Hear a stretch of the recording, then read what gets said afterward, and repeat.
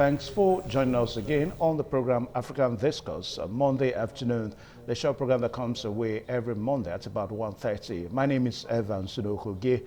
Well, today we may just continue from where we stopped last week on Monday, where we talked about the G20 summit, and we saw that Nigeria, as a country in the African continent, by way of connection, that for the fact that Africa was mentioned, Africa was is a member of the G20 summit, then definitely we must talk about the summit. Now, we saw all that played out before the summit, whereby the president of the U.S., the president of Donald Trump, said that he was not going to be in that summit because of the white minority land ownership in South Africa. Now the summit has come and gone, and it ended on Sunday. It was a one-day summit between the 22nd and the 23rd of this month of November 2025. And of course, the summit has come and gone. Now, the big question that we ask is, what is the major pullouts in this summit? Now, so many ways to look at it now, because we understand that one sure agreement that was made in that summit is the general agreement on the need to charge up multilateral cooperation among member states. So we're going to be talking along that line today on the program African Discourse. Well, some of the information that we are following as far as the topic is concerned today, looking at the G20 summit and how it prioritizes Africa. How does it place African priorities? The information we are following on that today is that the G20 summit in Johannesburg has wrapped up. South Africa handing over the rotational presidency to the U.S., which did not attend the meeting. Now, remember, I have said that the U.S. president said he was not going to attend, and definitely he did not attend. But the irony of that now is that the South African president, in the person of Cyril Ramaphosa, has handed over the baton in absentia to the U.S. President. And we understand that come next year, 2026, the U.S. President is going to be hosting, America to be precise, is going to be hosting the G20 summit next year, 2026. And we understand that it's going to be hosted at Donald Trump's golf course in Florida. That's just the way it is. Anyway, South African presidency Ramaphosa formally closed the G20 summit on Sunday, handing over the presidency to the U.S., where we are going to see again, where he said we shall see each other again next year. Then he said South Africa used its G20 presidency to place the priorities of Africa and the global South at the center of the agenda, building on the development focus of previous presidencies in Indonesia, India, and Brazil. Then, of course, Cyril Ramaphosa said South Africa is truly honored and humbled to have hosted the G20 summit, the first time the summit has ever been held on the African soil. So once again, we say kudos to Africa as a continent, and of course, we say kudos to all Africans for successfully hosting the G20 summit. Now that it has come and gone, what does it hold for the continent? How will the continent benefit from it? Is all we're going to be looking at today on the program. Well, to discuss all this today, we're so privileged to have a foremost politician with us here in Benin.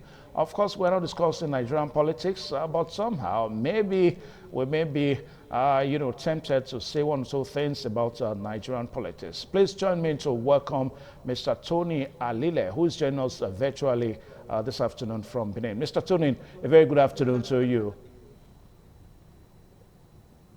Good afternoon, and thank you for having me. Okay, you're welcome to the program African Discourse. All right, so the summit, the G20 summit has come and gone, and it's a funny one now that the U.S. president did not attend, but the presidency, the rights to host the next edition has been handed over to him in absentia, and we understand that it's going to be held in the U.S. in Donald Trump's golf course in Florida next year, 2026. Away from that, but let's quickly look at the major pullouts from this G20 summit in Johannesburg. What would you say are the major pullouts for the African continent? Okay. Once again, good afternoon my viewers, and a good afternoon to everyone, at the studio. Well, um, I want to say first of all, this is a first in African continent. G20 has been, the meeting of the G20s all over the world has been held in almost all the continents in Africa. But like we said earlier, this is the first time it's coming to, all over the continent in the world except Africa. This is the first time it's coming to African continent, and it came, and it was very successful in spite of the obvious boycott by the United States, due to some of the issues that he has raised over time about South African handling of human rights. You know, you put that aside, the outcome of the G20 meeting, and and the participants from all over the world, the Prime Minister of the Great Britain, the President of France, the President of Brazil, the Prime Minister of India, representative of the Chinese government, they were all present on African soil. And some of the greatest things that one can actually take home from the G20 was the one of the one a few of the issues that were contained in the communique, which have to do with inequality in the world and the climate change. Those are areas that really affects Africa a lot. We don't seem to pay much attention to this climate change. The great countries of the world, the big economies of the world, United States, Germany, and others, seems to concentrate on continuing with their fossil fuel, their coal, their steel manufacturing, and so on and so forth, which some of the process contributes to this ozone layer depletion. And in Africa, we don't seem to have any control of it. Today, 80% of African family are still relying on, what we call the firewood energy for cooking and so on and so forth. By so doing, destroying our rainforest, destroying our forest, and creating a lot of these climate problems. So I'm very happy that climate change was one of the focus issue in this whole thing. And the second part that I can say is a great take home for Africa, is the clamoring for the trade balance, which has been, which has been disastrous and disadvantage to African countries over time. A situation where a country will come to Africa like Ivory Coast, purchase their cocoa at a very minimal price and take it away to major companies like Cadbury and the rest of them, make chocolate and bring them back to Africa as a finished product. So all of this area, the idea of Africa exporting all our raw materials to Western world and expecting finished product, these were part of the sideline discussion that I took interest in during the G20 meeting in South Africa. I was very impressed on the stand of I'm trying to remember the country in Africa who was very resolute that the trade balance have to be addressed. The inadequacy in the trade, the trade between African and the Western world, and that issue was very, very important. That it ended up becoming one of the issues that that were addressed when the communique was was being delivered. So I commend the G20 body for picking a South African, or picking an African as a president, and choosing Africa as a host continent for this last meeting. It's a welcome development to Africa, and it's a good one. Okay. All right, so good one there. Now, let's quickly mention here again that our own president, President Bola Ahmed Tinubu, could not have been there because of the insecurity issues that were reported and that happened recently in Nigeria. So the Vice President, Kashim Shettima, had to make it to Johannesburg, South Africa, to represent Nigeria at the G20 summit. Now, away from that now, Tony Alile, now the charge that is being given in this G20 summit is the need for member states, member nation, to improve on multilateral cooperation. Now, like you rightly said, that when we talk about the G20 summit, we're talking about the biggest economies of the world and the superpowers in terms of economical advantage, economical strength, and all that. Now, for the US, that seems, that happens to be, I don't want to say the greatest now, but one of the greatest economies in the world. They were not in this summit. So for us to have an ending charge for member states to ensure that they improve on multilateral cooperation, is that not a charge on deaf ears? Well, yes. First of all, let me start from the point that concerns our president for not physically present in the G20. The good thing is Nigeria president. There is a say in Benin that the head of the house cannot be sleeping when there is a snake on the room. So the president at this particular trying time in our country's security situation cannot be traveling out of the country when our young girls are kidnapped on daily basis. Christians are being shot in the churches. Some Muslims are being killed in their farms. So the responsible president would not be traveling in spite of the importance of the G meeting in South Africa. So I think the president did the right thing for not, for not traveling to that place because he would have been asked to come back and he would have, he would have been able to put up a good face in the presence of other world leaders when daily report is saying that Nigeria is on fire. So for the president not attending, is a welcome development, and I praise the president for for taking Nigeria interests first. Then for the United States not also attending, over time, you all know that President Trump has complained bitterly about human rights violation in South Africa as it involves the white minorities.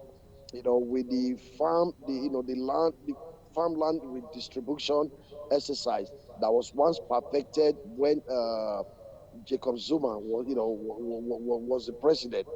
The present administration find the distribution of the land to be inadequate and improper, and they are now distributing it fairly to all the farmers.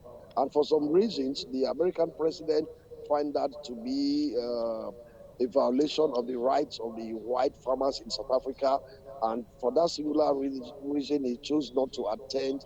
The summit, but all fair and good. Great countries were, were well represented. Like I said, the Prime Minister of the Great Britain was present.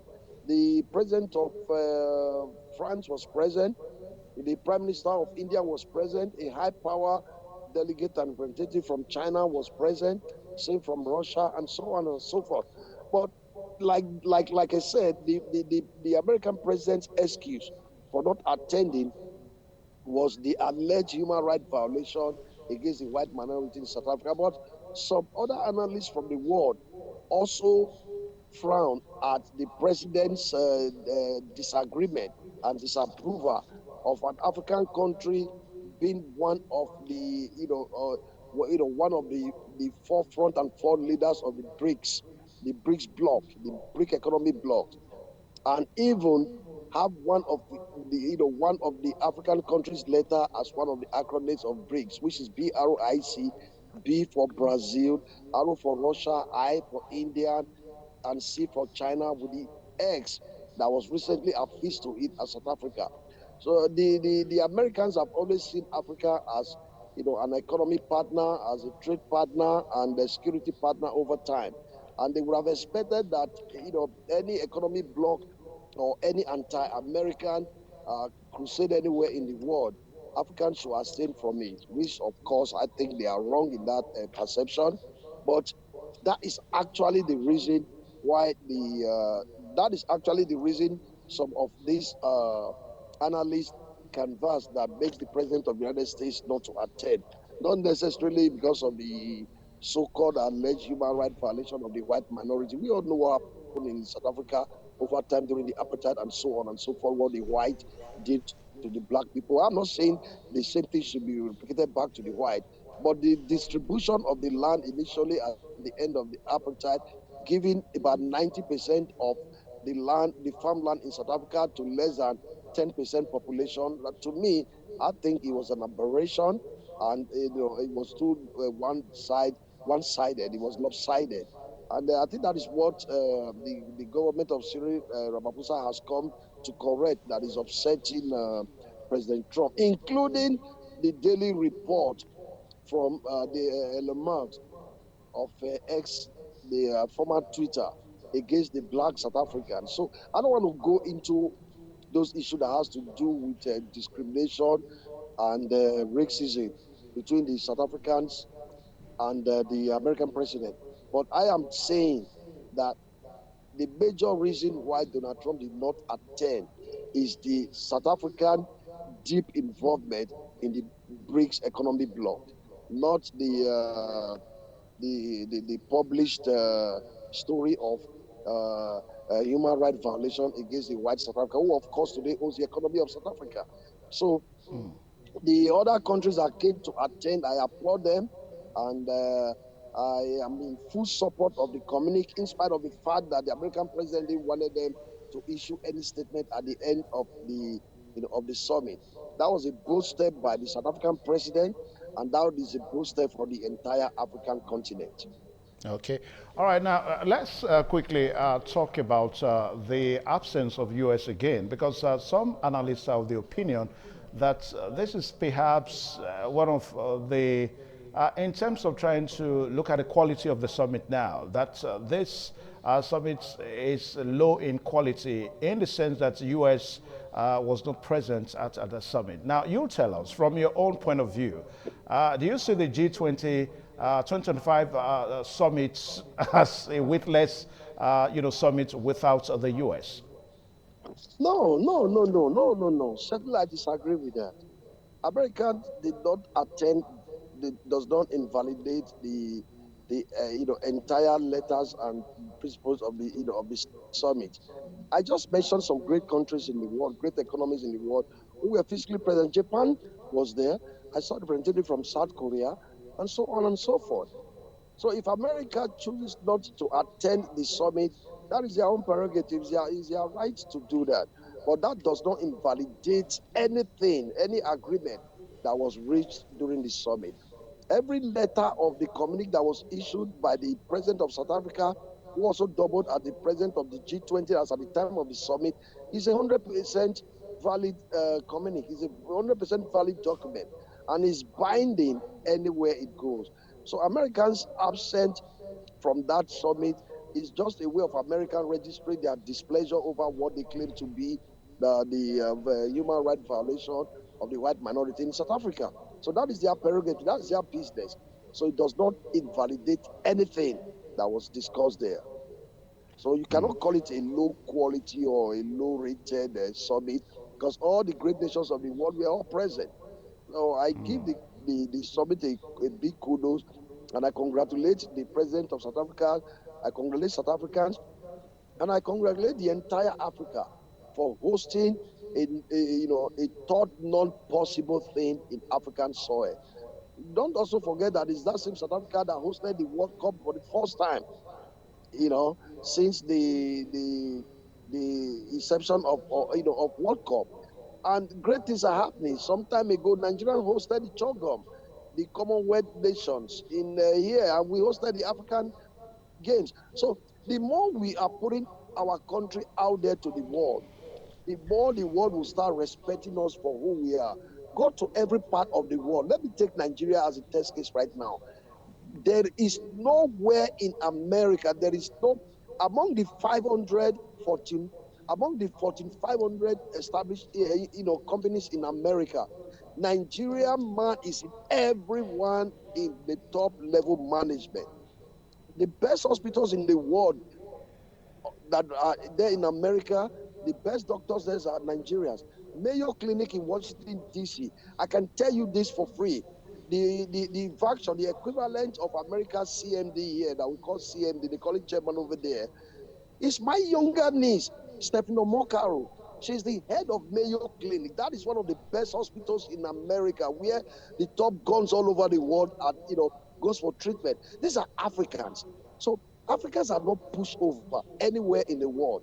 It was the initial, I don't want to call it inferiority complex. It was the initial complex that we inherited from colonialism over time that put us on that pedestal. But as of All right, today, Tony. I can Yeah, gladly tell you that let's quickly Africans are take the a short best pause now. everywhere in the world.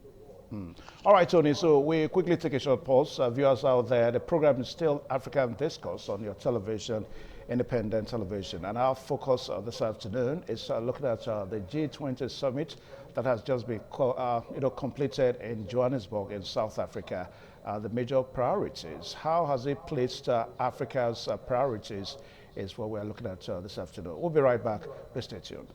Now, it's nice to still have you there on the program African Discourse on independent television. And our focus this afternoon is the G20 summit that has just been concluded in South Africa. Mr. Tony Alile is our guest on the program this afternoon. Now, Mr. Tony Alile, now, I don't know if you may share the same opinion that some analysts are sharing as far as the G20 summit is concerned. Now, why the U.S., or you may want to say why Donald Trump may have taken Nigeria's insecurity issue as an issue of major concern. Now, I'm going to read out an excerpt, to you from this summit. Now, the leaders on Saturday, now talking about world leaders on Saturday, they pledged in the declaration to work for a just, comprehensive, and lasting peace in Sudan, the Democratic Republic of Congo, the occupied Palestinian territories, and Ukraine, condemning terrorism in all of its forms and manifestations. Now, you can see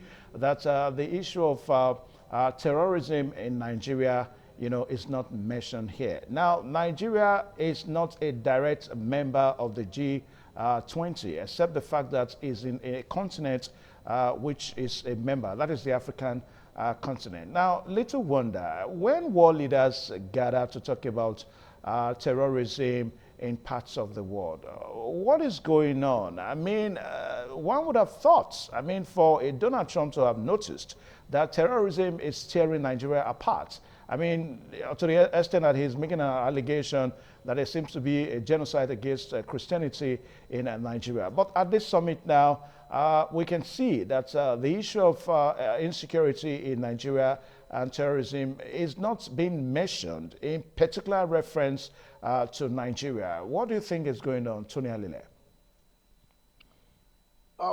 This is another area that I've shied away from, discussing over time. We all know what is happening in Nigeria today as far as insecurity is concerned. It is very, very audible enough for the deaf to hear, and it's so bright that even the blind can see it. Is an epidemic that was handled with a kid globe initially, that has now snowballed into a full-blown, terrorist action. But again, I still rely on my state, on my president. I still believe on the words from the presidency that they are doing everything they can to tackle this menace. Yes, for United States to have come up to say that enough is enough. Really, my brother, enough is enough. What the United States have said so far, from what I have gathered, is not to attack Nigeria. We are not at war with the United States. We don't have any problem, any issue with the United States. They are just angry with the fact that our military and our government seems to, be bereaved of any further ideas at this point on how to tackle the issue. And, United States being one of the leaders of the world, will be, they will be accused of, of complicity if nothing is done by them in this regard. Then to say that the issue never came up never came up during the G20 meeting, it couldn't have come up. By who? First of all, our president was not physically present, and even if our president was present, the president would not have taken his dirty linen to South Africa to start washing it. And I am sure that what is happening right now, our president should embrace the suggestion and the ideas of the United States coming in to help us fish out these terrorists in their hideout. And I don't see that as an issue for much discussion. And I don't see that as an issue for us to be apprehensive as a country. America is not coming to go to war with us. They are not coming here to fight us. They are only coming here to help us, to solve a big problem that is plaguing the entire country. You all saw it recently that a general in Nigerian army is unheard of anywhere to be summarily executed in the manner that that general was executed. If that happens in a country like United States, any country that is associated with the name of those terrorists will by now be, a flat ground because they would have leveled it by now. So I don't know what our military is doing. But for the past 2, 3 weeks now, since President Donald Trump have said something about coming here to assist us, we are recording a lot of successes. Just yesterday, the good news that woke me up this morning was that the girls that were adopted from their school has been released, and and the members of the Catholic Church that was massacred and kidnapped during the their live streaming the last Sunday. A lot of them are already back home to their family. So I want to give kudos to the president and the administration for that feat. I don't care if they pay them to release them. I don't care if they kill them to rescue them. Whatever that was done by the government, I don't care. What is important to me is those young traumatized children are reunited with their family. And for that, I say thank you, Mr. President. But I think we need to do more. If we were doing what we ought to have been doing by now, instead of engaging in a campaign for an election that is coming in 2027, I think we would have gone a long way. And so far, so good. Thanks to the Americans, since their verbal intervention, things seems to be slowing down in Nigeria. You don't hear anywhere they are jumping off from one canopy to the other, singing, on their mandate they stand anymore. I think the government is now more concentrated on administration and finding ways to tackle the insecurity. But when you bring it back home to Edo State, I certainly don't know what the state governor is doing as regard fighting the insecurity. You all saw what happened at Iowa a couple of days ago, and another one at close to Sobe. So these people are closing in on us. And again, Evans, let me quickly say this: why the government and the foreign aids that are coming to help us fight these people are doing that, we in the southern part of the country should also be setting a blockade to push them away. Because as they are being pushed from the northern part of the country, they are settling comfortably in the southern part. When you go to all the bushes around Sobe, that is the all one east and all one west, my brother, when you drive through that area, you pray to God to get your destination successfully. These guys have taken over all our bushes, all the villages in one there. So the governor needs to wake up. He needs to wake up. The infinity sign in a cap is not what is going to solve the insecurity problem. The Anyway, standing let's on come off anybody's that now. mandate is not going to change the insecurity problem. We need to Yeah. tackle it head on. Our people are very brave. Though people are brave people, we are not afraid. The only difference between those terrorists and our people, our vigilante group right now, is the weapon they are carrying. If our people have the opportunity to carry AK-47 and AK-49, I can tell you for free, within 36 hours, we'll wipe all these people out and send them out of our place. That will not bring us to the other issue that is not part of today's topic, but I just like to throw it in.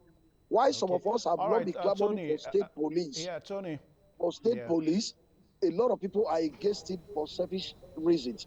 The disadvantages that goes with the state police is lesser than the advantage that we will get with state police. Okay. If state police is allowed in every state today, I'm sure there will not be restriction to the kind of weapon the state police will carry. A situation where you are going to the bush with a double barrel and you want to go and double barrel with two cartridges. You want to fight someone that is carrying AK-47 with over 10 magazines attached to their body. That is a suicide mission. That is All why right, these people Tony. are having a field day. Now, It's not that Tony, we cannot let's fight look it. at other We can. issues. You know, Yeah, go yeah, ahead. Tony, can we look at other issues? All right, now. Okay, I know that so many things to be said, but quickly because of time. Now, you see, a while ago, we talked about the declaration, because one of the major pullouts, from this summit is that the declaration hinges on the need for multilateral cooperation among member states. I mean, that says it all. That all member states of the G20, either as a direct member or you are a member, by bloc, you are in a continent, you belong to a continent that is a member, definitely you are a member. But let's look at it now. Now, there are factors that promote multilateral cooperation. You and I know that Nigeria as a nation may not be close to that, to those factors. I mean, we are still grappling with insecurity in the country. And a while ago, you also talked about some issues that relate to climate change and all that. But the greatest issue that we have in our country today is the problem of insecurity. Ordinarily, these are factors, so this is a factor that promotes multilateral cooperation among member states, of this kind of bloc. So if Nigeria is not being able to deal with insecurity as a problem, so don't you think we are far from this, charge that has been given at the G20 summit? So where do we go from here? How do we begin to ensure that we can actually encourage this multilateral cooperation, from other nations as it relates to Nigeria? Every game is always a step at a time. You rightly said that the insecurity that is plaguing our country today is a big disadvantage for us, to want to fight for anything. Cooperation that All right, Tony. that was part of the communique from the G20. Yeah, Nigeria as a country with our human capacity, we are fit to belong to anywhere. Today, the president, the president or the chairman of World Trade Association today is a Nigerian, a female Nigerian for that matter. So that tells you the greatness of this country. What we are lacking, that is a big drawback for this country over time, has been leadership deficiency. We seems not to be able to identify those that can get the job done. I have to be blunt on this, Mr. Evans. We are having leadership problem that does not have the willpower to take certain decisions. I don't want to believe on speculation or hearsay, but if you go by what is being said and showed in social media around the country on a daily basis, you will agree with me that there are a lot of conspiracy going on that that is stagnating the ability of the country or the Nigerian army to to completely flush out these terrorists from our land. There are a lot of complicity. Our top elites are involved. The military are directly involved. If you look at the preliminary report from what led to to the capture and the death of General, I think it's General Sani, his first name again, he's a sellout. Somebody from the military gave gave up the general. They gave up the itinerary of his route to that forest that particular day, that made it possible for the terrorists to lay an ambush. It is it's almost impossible for a general to be killed in the battlefront.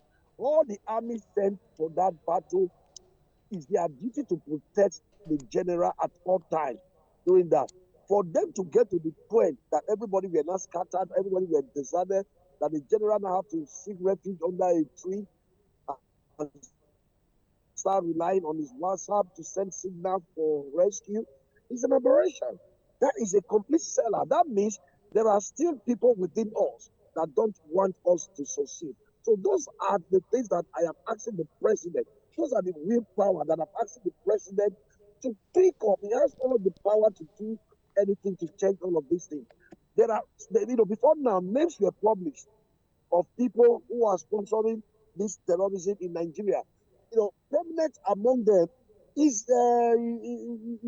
Sheikh Gumi, who is a self who appointed himself as a moderator or intermediary between the terrorists and the state. And such a man is working freely in our country, and nothing is being done about it. Look at the former minister for communication and technology, Issa Patami, who wrote in a book that he supports the action of Osama bin Laden. If that action is to take all over again, that he will support it at all times. So Okay. when you have this kind of people that are Yeah. extremists, allowing them in position of authority and walking freely in our street, how do you expect us to fight insecurity?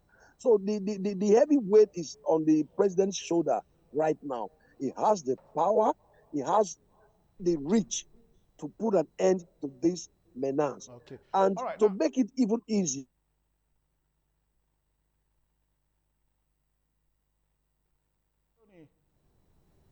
Tony, can you hear me?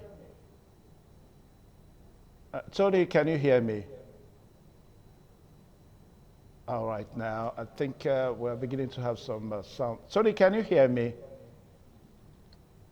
hello? Yeah, Tony, can you hear me? Hello, can you hear me? Yes, I can hear you. Can you hear me? Hello, Mr. Evans? Are we Tony, on? I can hear you loud and clear. Can you hear me? Yeah, the network is portraying here Yes, some of the quickly, problems we're quickly. having in the country. Let's quickly So if you attend to can this hear me, last I can question. continue. Can Can you you hear hear me me, now? please? I can hear you, sir. I cannot Okay, hear the, you. the last question, just like what I said a while ago, that the next edition of the summit next year is going to be in US, in Trump's golf course in Florida. Now, I don't know, because some of the things that analysts are saying now is that since the US has boycotted this summit, then countries like South Africa and perhaps some of his allies need not to be at next year's summit. So what's your take on that? I didn't get a question. Please, can you take that again, please? Yeah, some of the things that analysts are saying that is that since Trump has boycotted this summit, then other South Africa also need not to be there next year in US. No, I will not subscribe to that, and I will not support that. If Okay. for one reason or the other, the president of United States choose not to attend the summit in South Africa, that is that's an isolated problem. So our own South African president cannot say because of that is not attending. Look, you have to look at the gains that is coming out of this, of this summit. It's not a personal thing, and it should not be treated personal.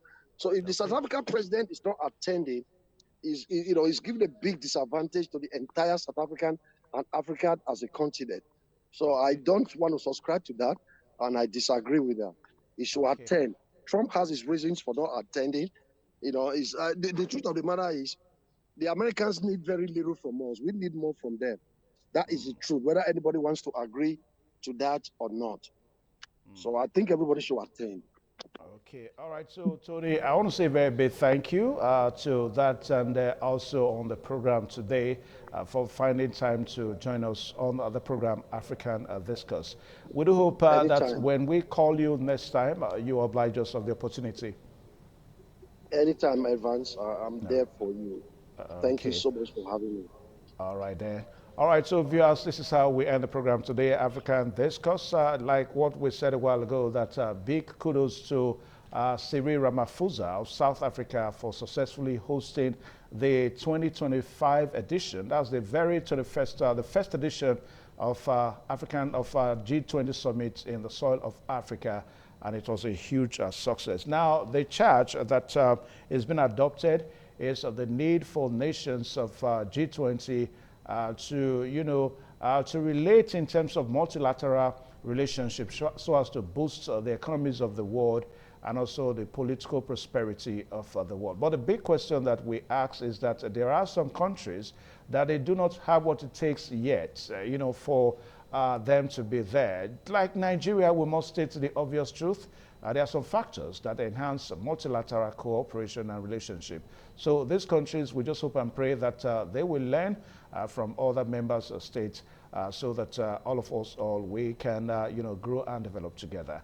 All right, so this is where we anchor the program today, African Discourse, until same time next week when we come with another topic and, of course, another panelist on the show. My name is Evan Sunohuge. Good afternoon.